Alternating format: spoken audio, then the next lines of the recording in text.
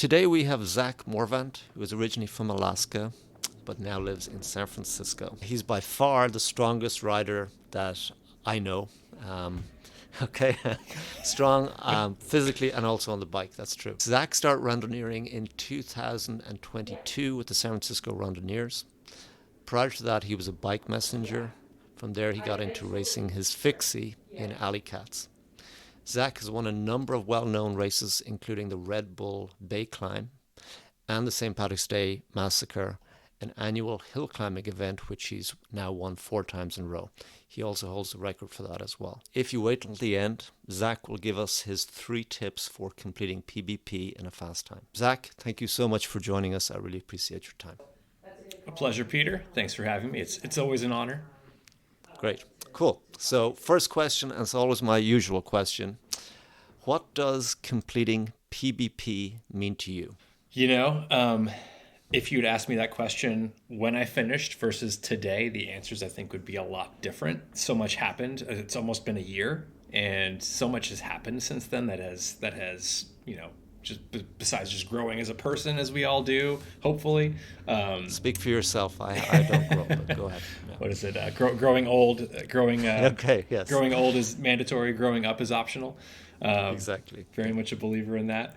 But I went into it with this very much in hindsight, like a very like self-centered mentality. Like it was like, to me, it was an achievement. It was a thing that I was going to do that marked for me. I turned 40 last year, so it kind of lined up with that. It had been a bucket list thing I wanted to do for a while.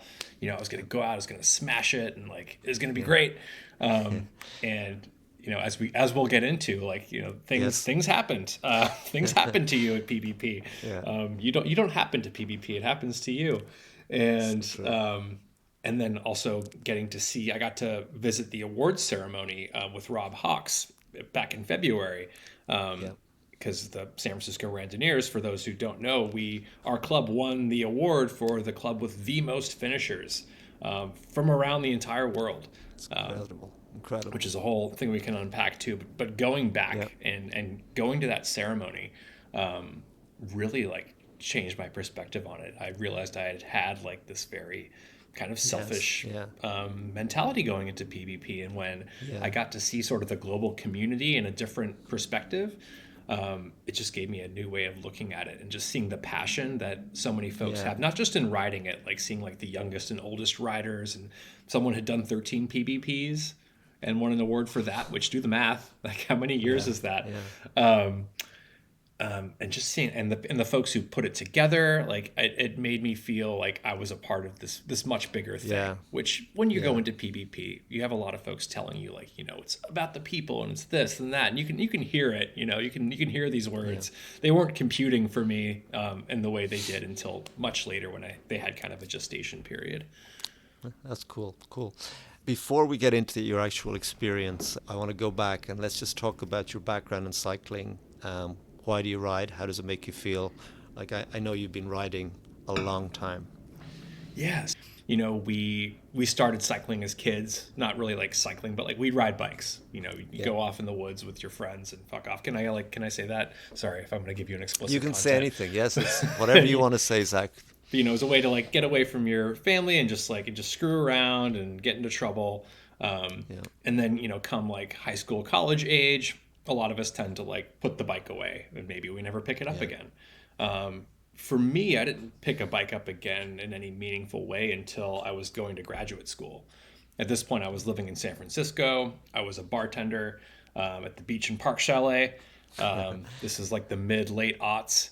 And I was also taking graduate school classes at the Academy of Art for advertising. I'm a copywriter, a creative copywriter, so I use magic words to help people sell their stuff. For those who aren't familiar with the profession, I didn't know it was a job until about then, and then started going to school for it.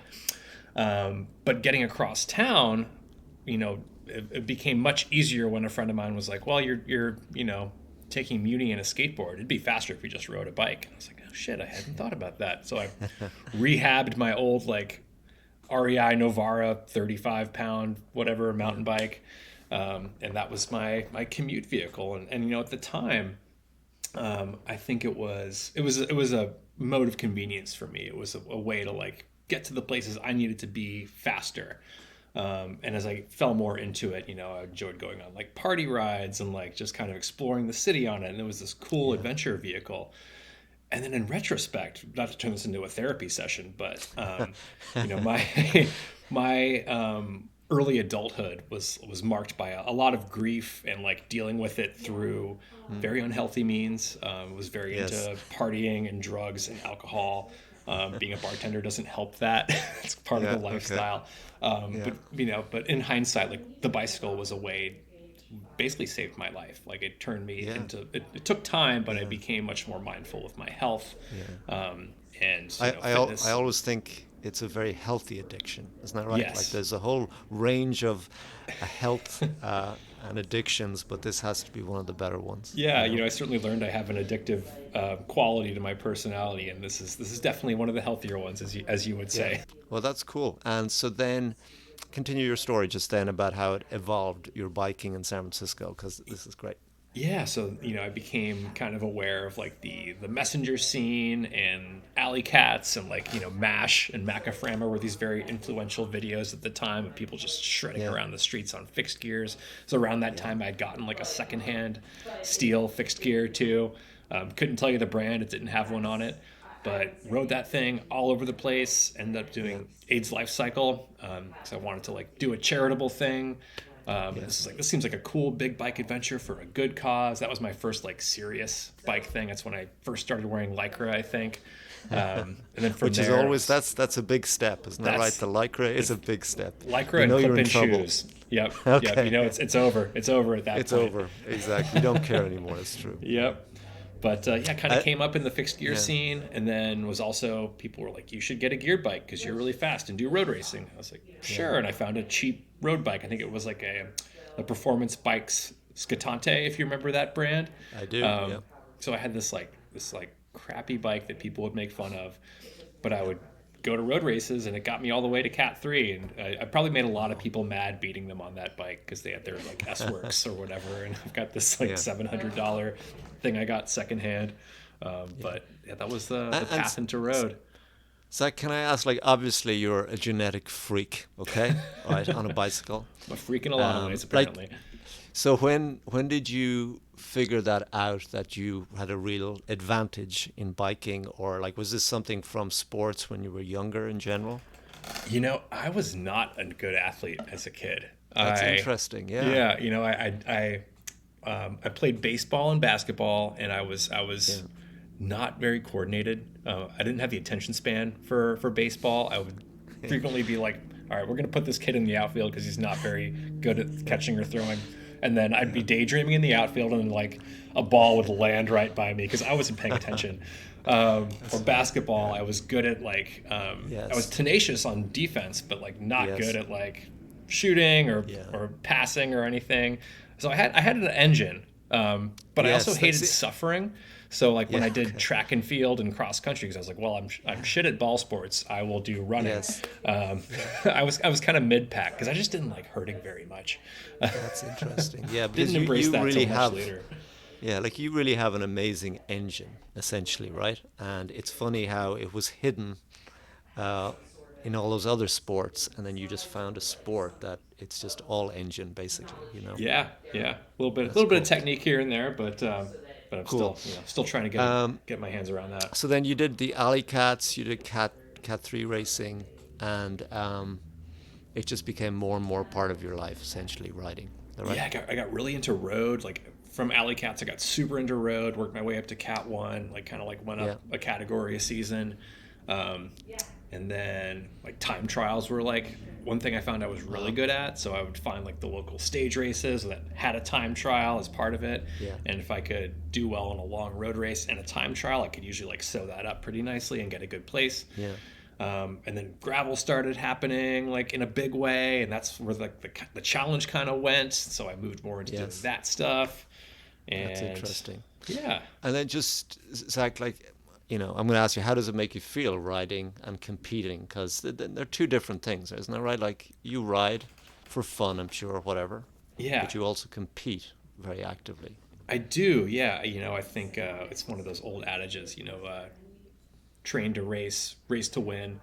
If you're gonna try at something, don't be ashamed that you're trying. I think there's definitely a culture that likes to look, or a subculture that likes to look like they're, not trying very hard, and that they just kind of effortlessly win. I'm like, I don't know what that's like. I've got to work my ass off to do well. I got to spend a lot of time on the bike and make sure I'm more efficient with it, especially being a father and working full time. Like, you only have X number of hours a week where you can train.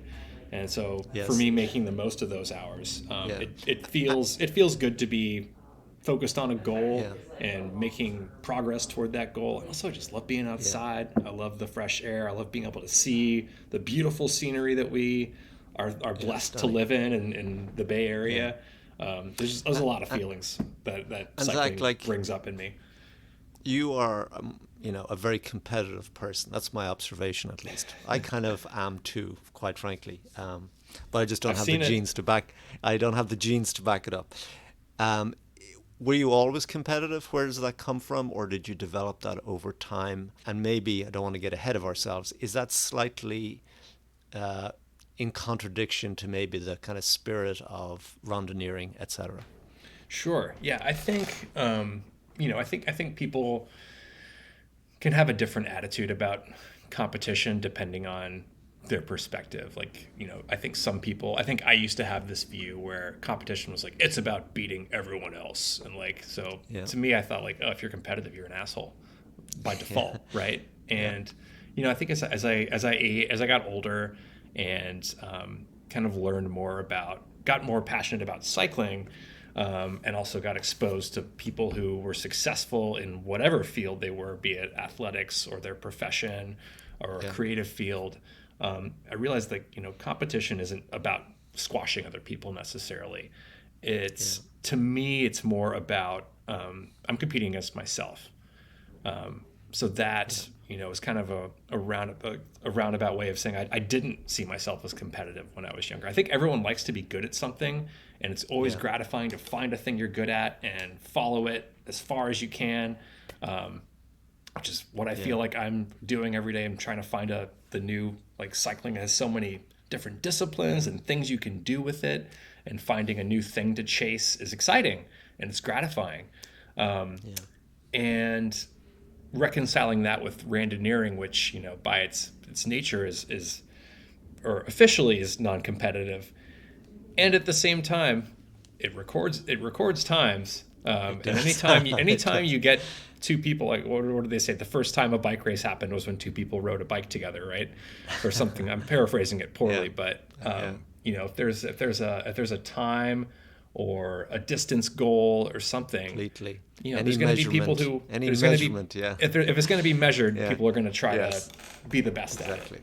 And so I'm not riding these randonneur rides to try to, like, beat other people necessarily. I want to see how fast I can go. I'm not there to, like, see if I can make someone else feel subpar about their performance. Riding these distances in any amount of time is an impressive feat. But it is. I like to go fast. What can I say? Ricky Bobby. Cool. That's funny. So let's talk a little bit more about PBP, the event itself. But before that, I know you signed up as a randonneur before 2022, but so you must have done one or two events like 5 or 6 years before that. And it must have seemed like this weird culture, and maybe very different from your racing culture. Is that right? Yeah, so I can give a little bit of background on that. So this ties into my fixed gear background too. Okay. I did my first ever randonneur ride in 2011. It was the Valley Ford 200K, and I did it on a fixed gear because I had somehow gotten introduced to through other cycling people I was starting to meet. They'd introduced me to two folks, Jason Pierce and Michael Melville, if those names ring a bell for you. Definitely, who were notorious for being these two fixed gear guys who would do crazy randonneur rides on them. So I was like, these are my kind of guys. So I'd talk with them and get advice on gear ratios and bike setup and this and that. But that was the first one I did. And then I think I didn't do a whole lot of them because I was so into road racing and alley cats and gravel and fixie and doing the Red Hook crit and whatever. That I didn't get back to the randonneur stuff until I was like, all right, I think PBP It's coming up. I want to do it. Okay. Yeah. And so you were targeting then 2023, obviously. Yes, sir. And as I said, like once I heard you were doing it, Zach, I said, "Oh my God, he is going to crush this thing." France doesn't know what's going to happen to it. But it's funny because PBP it's not just the exercise itself. There's so many other factors essentially that you have to control, some of which you can control, others you can't. Maybe talk about how you formulated your strategy. I know that Charly Miller was very much on your mind. Like, how did you learn about all of that kind of thing? Yeah. So, I wanted to ride PvP as quickly as I could, because that's just the kind of asshole I am. I want to go fast. I want to see how fast can I do it. Yeah. And I hadn't done a ride that long before, so what's helpful, in this is that, to even get into PBP, which I'm sure a lot of your viewers know by this time, you got to qualify by doing a super randoneer series, a 2, a 3, a 4, and a 600K, in the calendar year of PBP. And to register, to pre-reg, which at this point you kind of have to do because there's a threat of it selling out now. Yeah. The year before, you have to seed your reg wave based on the longest ride you've done, or in the preceding year. So 2022, I did my then longest ride ever, which was the King Ridge 400. So a mixed terrain 400K. Yes. I had done a double century before that. That was the longest I'd ridden. And yeah, hadn't done a 250, I think, miles or so is how a 400K shakes out. I'm used to using freedom units. Yeah. Okay. And yeah, so went into that, and I felt pretty good about it. I felt like I had a pretty good time. My gearing was completely wrong because I looked at the route and I was like, oh yeah, all these climbs, like I've been on these climbs before, and then I realized we're doing them the opposite way, and they're a lot steeper. Okay. Like going up Myers Grade, going up Old Kaz, and I'm on road bike gearing like an idiot. Yeah. But got it done. So my strategy was I going into the year of PBP, so 2023, did the Super Engineer Series. So then at this point, come early May, the longest ride I've done now is a 600K, the Mendocino Coast 600K. And I wanted to try, I was confident I could do it with no sleep. And I did. I did it in, I want to say 23 hours total time. Amazing. Something like Amazing. that. Wow. It was still not as quickly as I wanted to get the course record. Yes. But I fell short of that by, I think, an hour. How far were you away from the course record? I think about an hour, or just under an hour. Okay. And who has that record? Do you know by any chance? Was it Yuri is his name? That's right. Yeah, I think I was talking with Rob Hawks about it, because I was always asking him, like bugging him, like, what's the course record? What's the course record for this? So I could see like, all right, what's possible, and can I go faster than that? And it was for me, like, 'cause as a person who loved time trials, to me, it was just like, all right, this is just my own time trial. See how quickly I can go about this, and in service of the greater goal of being quick and efficient at PBP, and maybe some other ultra stuff down the line, which now I'm super into, but that's a whole other can of worms. And yeah, so I'd done the 600K, but I still felt like, I haven't done, like, PBP's twice as long. How the hell am I going to prep for this? So I had the harebrained idea of basically concocting my own, like, 1000K that I would do. That is harebrained, by the way. Yeah, go ahead. It was stupid. My own, I called it the bathtub gin, because it was my home brewed, like, 1000K. Having what an unusual person you are, Zach. Keep going. Okay. having a toddler at home. I was like, I can't just go away for, like, and fuck off for a whole weekend before this. Like, exactly. I need to, so I basically made a series of, what was it, like, almost like 300 and change K routes that I would ride on consecutive days. I was like, I'll do it. I'll do one in the North Bay from San Francisco. I'll do one going around the East Bay, and I'll do one going down the peninsula. So, it's all like bathtub gin. It's just all circling the drain. I eventually end back up in San Francisco. So I'd go home. Holds up. I like it. Okay. Yeah. So I would go home every night too. So I'd sleep in my own bed. So I didn't get to, like, test my sleep deprivation, which, that was a big question mark for me, because I'd ridden plenty of night rides before.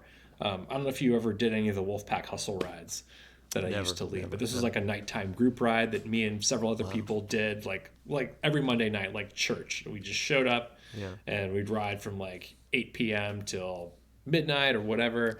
And I'd done like some centuries that started super late, but ended before the sun came up. So I hadn't really done like a lot of like ride all day through the night riding.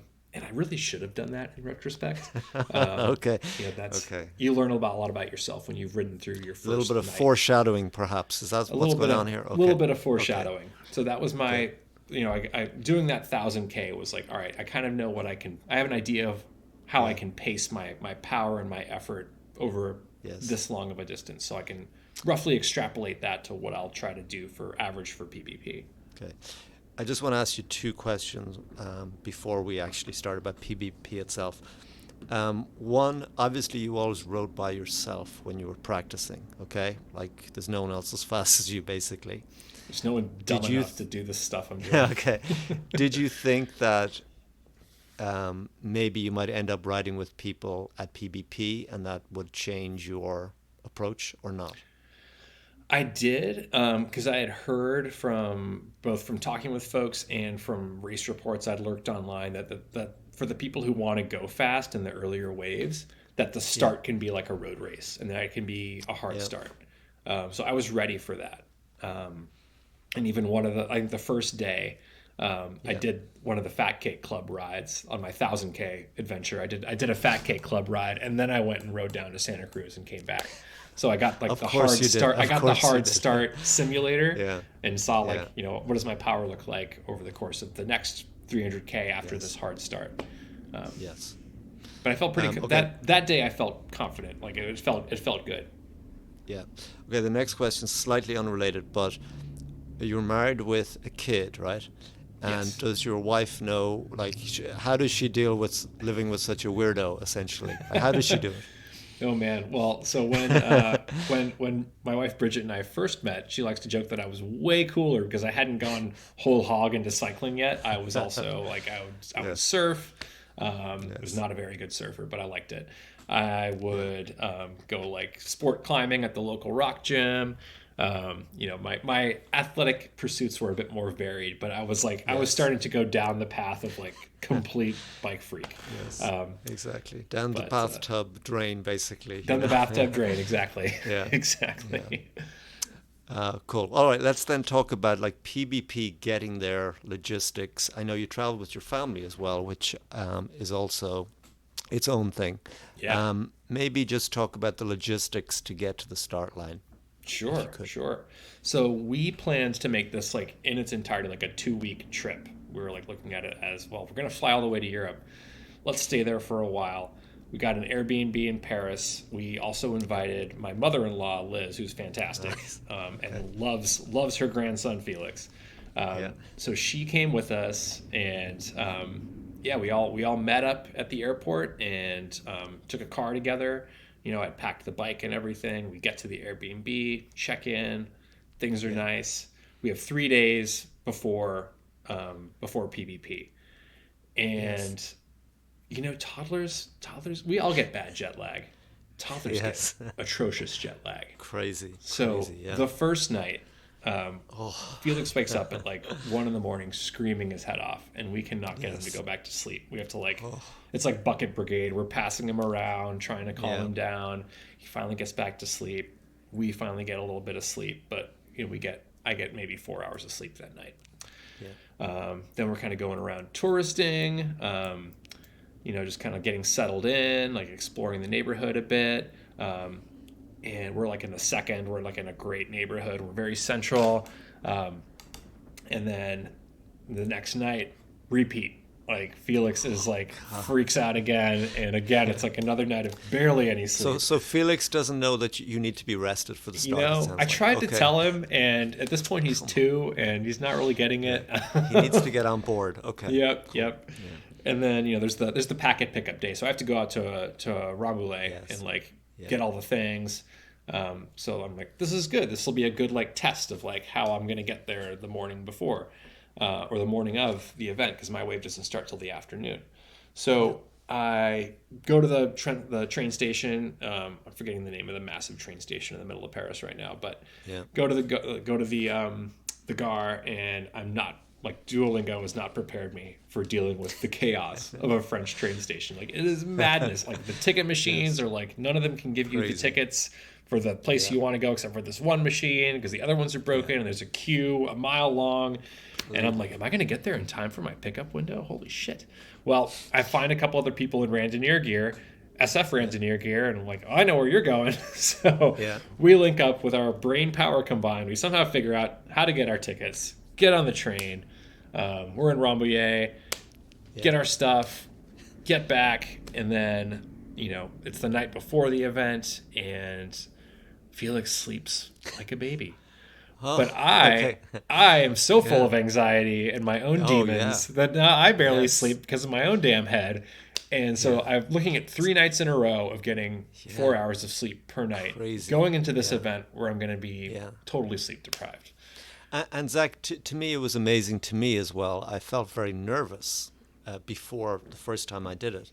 Yeah. And I don't normally feel nervous. Did it feel different to you, this ride? Because you've done many other rides, but was there something even more nervous inducing? I think for me, like being at the start line, I felt good. Like I felt excited to finally be there because it had been such a long journey to get there. Agreed. But I was nervous the whole time leading up to it because I wake up in the morning the day of the event, and I know there's like 2 different trains I can try to catch. Well, again, the station is a clusterfuck, and like I missed the first train. I'm like, okay, well, I can still get the second train and be on time, and I get the second train. It's great. Train gets there on time. Get to the I get to the event with enough time, and I'm just hanging out in the grass trying to relax. It feels like a music festival. It feels like Burning Man for bicyclists because people are like camped out with their campers. There's electronic rave music playing. Yes. There's all kinds of like different bikes and weird outfits, and it's a cool scene. And Zach, you're the second person to describe it as the Burning Man for bikes. So Yeah. I always use that term as well, and someone else used it in an interview because it is so true because it's its own culture. Yes. It's kind of weird, right? Like, and that's cool. No, it feels like a whole. I mean, especially coming all the way from the U.S., it feels like a whole different world. Yes, and I've never ridden a bike in France up till this trip. So, I'd raced fixed gear in Spain and Barcelona and in London, but outside of that, I hadn't. This is in my old fixed gear crit days, but I hadn't like raced a road bike in Europe ever. So this was like. I was super definitely. I was excited, but I knew like when I finally I saw the sign for my group advancing toward the start, and I just kind of slid right in. And what letter was that? Had you heard that you needed? Okay, so that's we you were the knew that's a fourth. pretty okay, and that's a very fast group. Everyone is trying to make time essentially. Yeah. Yeah, and I was trying to get in about that spot during pre-reg, because I'd heard A will tend to get caught by like B. So the people who want to like get the fastest times tend to go for B or later. And D was the earliest one I could get by the time I could register. So I was like, all right, D it is. Cool. And so the start line, the gun goes off and it's crazy. Is that right? Like, tell me about the first. How does it feel? Oh man, so it's 4 PM, I think, something like that. It's the heat of the day. It's humid. It is hot. Being in San Francisco, I'm not used to this. I'm ginger, for God's sake. Like I'm not made for this kind of weather. Yeah. But it's what I anticipated. It was a hard start.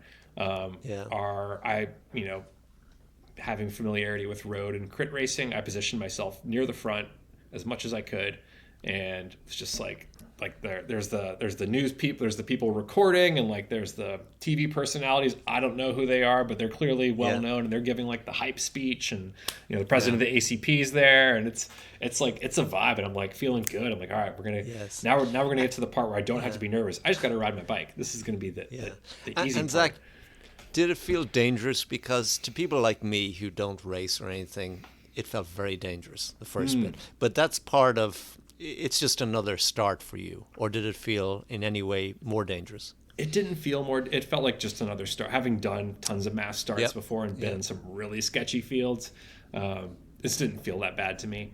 Yeah. I'm like, all right, we're going to be riding the bumper of this car, and we're going to go as fast as it for as long as we can. And so I just tried to stay in the top 10 wheels the whole time, So cool. minimize the chance of, because I figured the guys who are in front are going to know what they're doing. So follow those wheels, and the first like I think 30K or so, we were gunning. We were flying. It also helped. I think we had a little bit of a tailwind. I think traditionally there's like a headwind, but we had a bit of a tail. We also had just some really fast people, and we were flying. Like I think I still have a KOM on one or two of the legs on Strava because our group was just moving so goddamn fast. Wow. And these people, how many were in your group, like of the people that were really making good time? So we, the wave I think we got sent off in was like 200 people. But that quickly became a group of like 50, which then became 30, which then became like 15. Yeah. And it was clear there were these two German guys, Stefan and Rick, I want to say, who were doing a lot of the work. And they were on these like it was the setup I was trying to get, which was like a aero road bike with like clip-ons. Couldn't get clip-ons to fit my handlebars in time. But these guys were doing massive pulls at the front, doing like 5-minute pulls at like high tempo. And I was like, holy hell. And, I'm the kind of guy who's not just going to sit in. I like to do the work too. Yes. But I didn't want to do that much work. So I would take turns with them, but I'd only go on for like a minute and change. So I didn't want to shoot all my bullets. I also knew going into this with as little sleep as I had, that I had a very limited amount of time that I was going to be able to hang on. But I wanted to hang on as long as I could to get the most benefit from this very fast group. For the record, later Stefan and Rick went on to place 6th and 8th. Amazing. Yeah, they were clearly very fast. It's interesting because I did look at your Strava, right? It took you 22 hours and 20 minutes to get to Brest, which is freaking incredible, right? Because Charly Miller is 56:40 or whatever it is. So you were way ahead, right? So did it feel like on the outbound journey everything was working well? It did, and I had let the group go around around Ludiac, which is where I was planning to take a rest. Okay. So I had a drop bag there too. From the club from Davis that was doing that, who were amazing. Shout out to you guys if you're listening. Thank you. I think it's Deb. You were great. You and the crew were awesome. But I was with Florian, who I think at the time. We were still riding together, but I was starting to make little mistakes. Like I'd almost miss turns. I'd almost not place my Biden correctly and almost drop it. And I was like, I need to take a break and recharge. Okay. So I told him as much.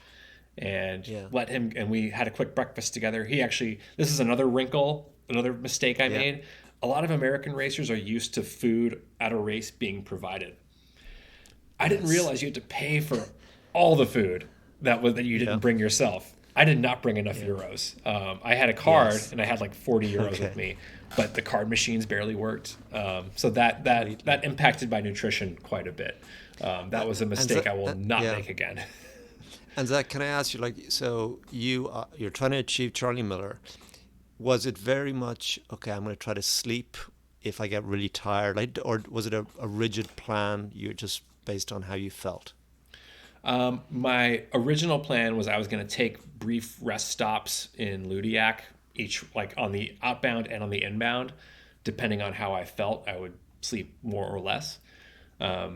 So I grabbed a few hours of sleep. We got there so quickly at Ludiac, by the way, the volunteers weren't staffing the cots, so I got to sleep. Surprise. I got to sleep for free, which was cool. That's funny. But how many hours were you aiming for to sleep, or just you tell me what was the plan? I was going to go between 2 to 4 hours was my plan. See, that's amazing that you could, because you'd made such incredible time, still be well within Charly Miller time and get up to 4 hours sleep. Amazing. Yeah. I was my stop time at Ludiac was at least a few hours, I want to say. But then woke up and it was dawn, the sun was coming up, and continued to Brest. And at this point, I'm still feeling good. Have a lunch, turn around. I think then like climbing out of Brest, like it's starting to get really warm. And between the heat and humidity, and I think maybe something I ate didn't agree with me, I started feeling terrible. I started feeling like, am I getting heat stroke? Do I have a flu, a stomach bug? I wasn't sure. Is it sleep deprivation? All these things, I don't know. Were you by yourself at that time? At or this were you point, I was by myself. Okay. Yeah, I'd pretty much been riding by myself since Ludiac. And I'd catch on to little groups here and there, but generally my pace was a little bit higher than most folks. And Zach, you ride a lot, so you know what a dark moment feels like. And like you know how to recover from that in general. Maybe talk a little bit more about that. Yeah, so this was definitely one of the dark parts. I had many during PBP, but this was the first big one. And I'd been feeling great till then, but then I feel like I was getting worried because I could feel myself getting hot. And I'd look down and my skin wasn't forming any beads of sweat. Yeah, that's a problem. Yes. So I'm like, I know enough. I've read enough about physiology and coaching to know like this is an early sign of potential heat stroke. This is bad. And so I do the next stop is one of the secret controls, and I need to cool myself down. So I find the coldest thing available, which is a beer, coming fresh out of a kegerator. Grab a beer. I sit down in a concrete like gym hall on a gym mat and just like lay there and drink this cold beer and recuperate for 15, 20 minutes. And then I don't feel like I'm in the danger zone anymore. So get back on the bike. It's still hot as fuck out. Can I ask, at that time, you're well on schedule still? You're thinking, okay, this is just a blip. Yeah, I'm still decently on pace. So I'm like, I'll get to Ludiac. I'll check in again, take another rest. Well, I don't make it all the way to Ludiac. I make it to, what's the stop before Ludiac? I'm totally blanking right now. I wish I knew. I have no idea. but I'm sure you can look it up afterward. Yeah. But I stop at that checkpoint, the checkpoint before Ludiac, and I'm feeling just sick. So I rack my bike. I brought a little small lock, so I lock it because I'm like, I might be here a while. And I go to the infirmary. And I tell them, like, look, I'm feeling like I might be sick. I might have heat stroke. And they find someone who can speak halting English, and my French is very poor. So I'm hoping they have someone who speaks English. Luckily, they do. Duolingo didn't feature that kind of. No, I didn't give myself that long of a crash course. Yeah. And also French is hard. Picking up French was not easy. I would think with my ancestors being French. But so I'm on this orange plastic gurney for an hour or so while they take my vitals and like go confer among themselves, and finally they come back and they're like, so we think you just need to rest. Great. I love the medical profession. Yes. Yeah, they're like, I guess I'm sleeping here. Tonight, because I was like, I was thinking really hard about quitting. I was like, if this is gonna like sacrifice my health, if this is gonna damage me in any kind of permanent way, I need to drop out and think about my long-term health. And I'm having all these thoughts while they're conferring, and I'm looking up like, how far away is the train station? How long would it take me to get back to Paris? Well, it would take me like 8 hours by train, and I would have to pedal to the train station still. So at that point, I'm like, maybe that's not the best idea. And they're like, just rest.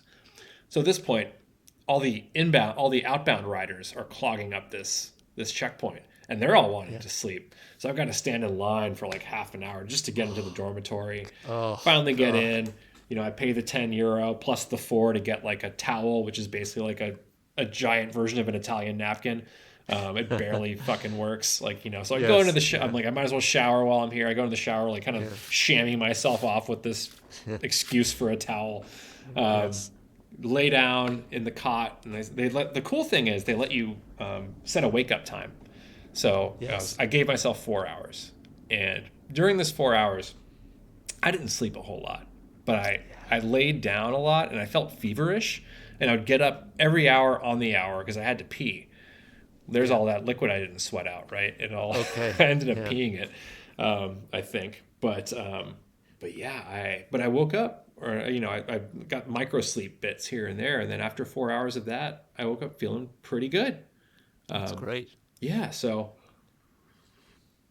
get back on the road. I make it to Ludiac. There's the drop bag. I resupply, brush my teeth, feeling like a human again. Well, I had a good breakfast before I left too. I made sure to eat some more.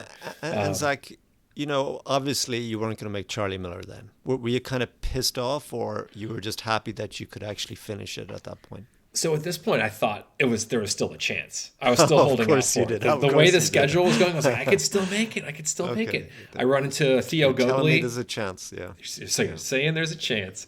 Love that movie.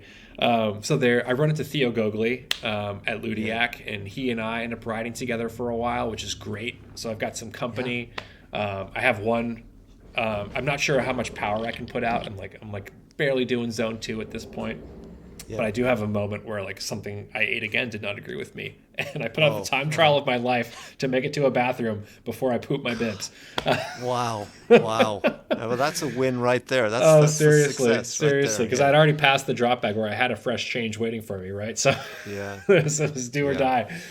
But get that out of the way, and then it's so hot again during the day. Holy hell! Yeah. So Theo and I make we're gonna all right protocol every 2 to 3 hours we stop and we have like an ice cream Snickers and a cold Coke to like bring the core temp down to get out of the sun, and that works great for a while.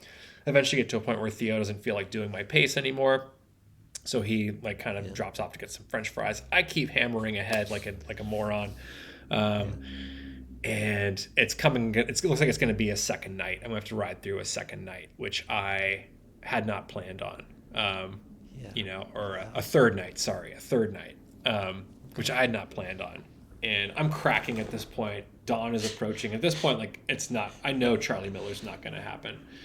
But there's this sign, this road sign that advertises pasta by the side of the road. And I'm like, I gotta get there. 5K to go. I can do this. I get to this truck's, there's this pasta truck on the side of the road of this tiny French village I can't remember the name of. And the people are a godsend. They're so lovely. This man offers to get me an outlet or a charger so I can charge some of my stuff that I depleted all the batteries on. He offers to get me his coat because I'm getting a little cold while I'm having my pasta. It was just this lovely experience. It was like angels from above, French angels from above. And then I run into another group of a very international group of a Brit or two and some Italians, and we keep going all the way to Montagna, I think is the next checkpoint, the penultimate one. And it's night is falling, and we get there, and I text Bridget. I'm like, hey, I'm off schedule. I think I'm going to show up sometime tomorrow morning instead of tonight. I'm sorry. But I can't do anything else. Going to Montagna, it's nighttime. I take a quick nap with my legs up against the wall, and then get back on the horse. And I'm going pedaling toward Drew at this point. It's we're getting so close, but I'm so exhausted. I sleep in a ruined bus shelter at one point for 15 minutes in some random ambience. Medieval village. I joined the foil fraternity. The burrito brotherhood, whatever we call it, where you finally get out your space blanket and just otherwise you're raw dogging sleeping in the wilderness with just a space blanket. And then check into Drew. As I'm leaving Drew, the last checkpoint, there's this old Frenchman who starts talking to me in French, and I can't muster any fucking French at this point. I'm completely shot. I'm just désolé. I'm trying to say sorry, I don't speak French. I can't remember how to say that even right now. And he's finally let's go to Paris. And I said, yes. Paris I can get behind. And he gave me he rallied me somehow. And we amazing. We finished, we pedaled halfway together, and then he was he mumbled something and broke off. And then he dropped off, and I just kept pedaling and made it in at the crack of dawn. Yeah. It's funny getting back to Burning Man. I went there twice in the mid-90s. Yeah. It's a bit it was like cool. that because these strange people will come into your view. You talk to them, and then you'd never see them again. These single serving friends, as I think Chuck Palahniuk once said. Yeah.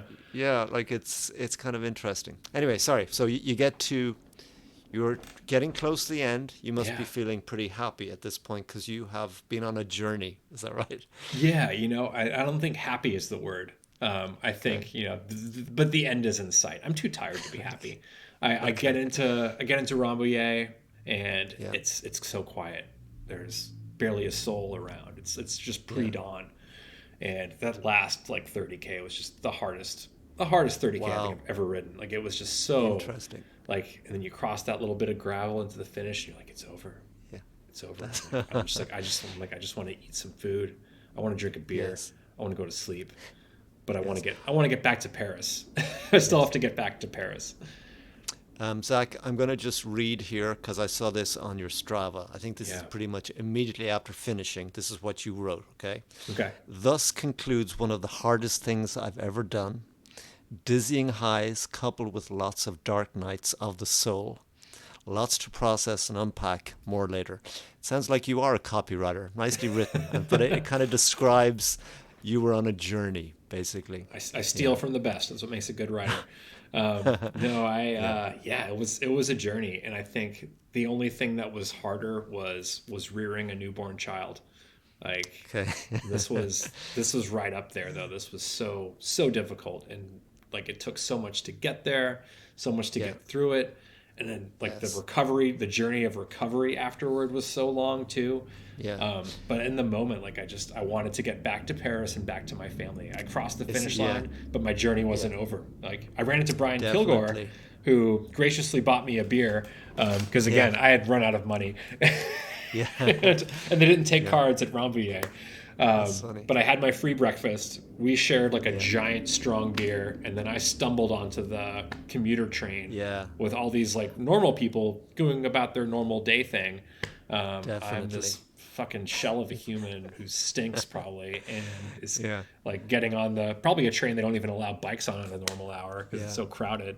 But I fall asleep on the train on the way to Paris, and then I didn't think to like Strava map myself back to the B&B, so I just used Google, and Google of course routed me over like the bumpiest, most cobbly roads in Paris with my like numb toes and fingers and Yes. just like wincing, and my saddles, the undercarriage is just ruined at that point. I won't go into details. Okay. You know. Down there. Let's just call it down there. Okay. It's down good. there. Down there is a Yeah. disaster zone. But Here's yeah. a question because I think this is interesting. Like you are trying to wedge in this experience between family time as well, isn't that? Yes. I'm sure that was very much on your mind. Okay, I'm way behind. I need to get home as quickly as possible because they expected me a day I before. gotta or go. I something. gotta go be a husband and a dad Yes. now. I can't Completely. Yeah. That is the thing. Yeah. Cool. Before I ask you, are you going to do it again? My other question is, and now I've forgotten. What was my other? Oh, the people of France, right? Yes. Because that's what makes this ride so freaking unique. Isn't that right? There's 1000%. nothing like it. So maybe just tell me a bit about the culture, that kind of aspect of your experience. So I think, aside from my thing about the angels, at like one of those last stops I had was just like everywhere you ride, there are people cheering for you. Like you are culturally relevant. Yeah. You are like a spectacle to be admired. I think, this goes from the beginning, which to go back to the beginning, like that was like the fastest double century I ever rode. We caught, by the way, our D wave caught the A wave after like 120 or so miles. We were the leaders of the event, and the people on the roads were cheering for us so loud because there's so many people out at the start, especially. Like it felt fucking amazing. Like I felt like a hero. It was so cool. And then when you're just by yourself in the middle of a road and you think no one's watching, someone either drives down or is standing in a field, or an old woman is like in a window in a medieval village yelling like bon courage or bon route, or just clapping for you, and like kids want to high five you even though your hands are sticky and sweaty and gross. And it's such a magical thing. Like I haven't seen a thing like it elsewhere. I think the closest I've come is I did Unbound XL this year in Kansas. Okay. And the scale is nowhere near that. But the energy and the love and the passion that the people in the So community cool. have for the event Yeah. was like the only thing I've seen like that. But it's otherwise, it's Yes. like the scale of it, the intensity of it. Just like you feel like you get an extra like little boost of energy every time someone does that, which is great because you need it. But then it happens like 3,000 times over the course of your ride. Yeah. And it's like, it never ends. I'll never get tired of this. This is fantastic. That's so Yeah. true. Yeah. So I just have three more questions, right? Okay. Sure. So one, are you going to do it again? Yes. If so, what would the strategy be? How would it differ? And then we can talk about the three tips at the very end. But so to answer the first question, sounds like that's a hard yes. Is that correct? We're going back to France. I mean, ideally, like Bridget and I want to go back to France every 6 months. I don't think that's financially possible, but we're definitely going back in 27. And Zach, can I ask, even in your darkest moments of that first one, did you think you were going to come back, or that's something that evolved over time after you got home? I think as soon as like a day or two after I finished, Okay. I was like, we're doing this again. Yeah. We're doing this again. And is it basically, I want to do it right this time, or is there something else going on? Like, we'll say if you had done Charly Miller the first time you killed it, do you think you'd come back again? Probably. Yeah. Yeah, Okay. I think so. Okay. Yeah, I think, Okay. I think while I'm still able to, I want to do it fast. Okay. And then when I'm older, I'll want to do it Adrian hands, and I'll want to like Okay. take all the time, full value it. That's cool. Yes. Okay, so then going back then in 2027, how will your strategy be different? Get there way earlier. Get there at least a week earlier. That's the biggest thing, I think. Okay. Or at least get there a full week ahead of time. Give more time to settle in. And the sleep, like, going from the time zone change is huge. That's the biggest thing. Is there anything about the heat that you could have done a better job of mitigating or whatever? So one thing I was trying to do was do sauna to get heat acclimation, which I'm sure you've heard of that technique. I actually haven't, but yeah. But Go it's a pretty straightforward process. Yeah. But the TLDR I've learned from a previous coach of mine is that you want to get in like in the weeks leading up to an event where you expect heat or even altitude. This works well for helping with altitude adjustment too, because it helps create more volume in the red blood cells. But in addition to the heat shock proteins getting worked, but doing like a few sessions, at least 3 sessions of sauna a week, ideally immediately after your hardest workouts. You want to aim for about 20 minutes, so you're getting about an hour total time, and this helps a lot with heat adaptation. So I was trying to do that. Wow. And then my gym that has a sauna was like, our sauna's out of commission for who knows how long. And I was like, God damn it, guys. I need you right now. So making sure I do that for the heat. Heat. But I think not having enough sleep affected my body's ability to deal with the heat. Yeah, definitely. I think and I've said this before, like the anxiety of the start and how you prepare for the start really has an impact. Okay, so we're going to end with your 3 tips. So these are the 3 tips for someone doing it the first time who wants to do it in a fast time. And people will come looking for you if you get this wrong, okay? All right, so tip number 1, Zach. Sleep, which we just talked about. Okay. Go into the event well rested. Don't try not to do what I did. Leave your toddler at home. No, just kidding. We had a great trip as a family. We did a ton of touristing on both sides. Yes. But be aware of, like, if you're traveling with a very young child, they're going to take a lot of time to adjust.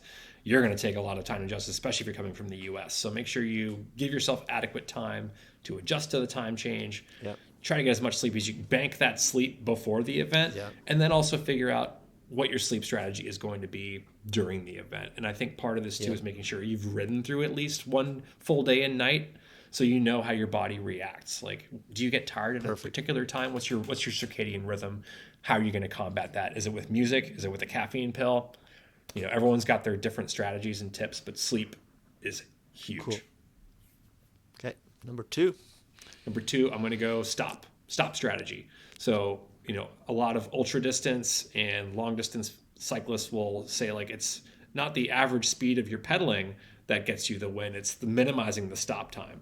So being very efficient and planning out each of your stops. When you're going to go to like a checkpoint, have in mind what you're going to do with that checkpoint before you pull up. You're going to get your card stamped, obviously. What else are you going to do? Do you need to refill your bottles? Do you need to get some food?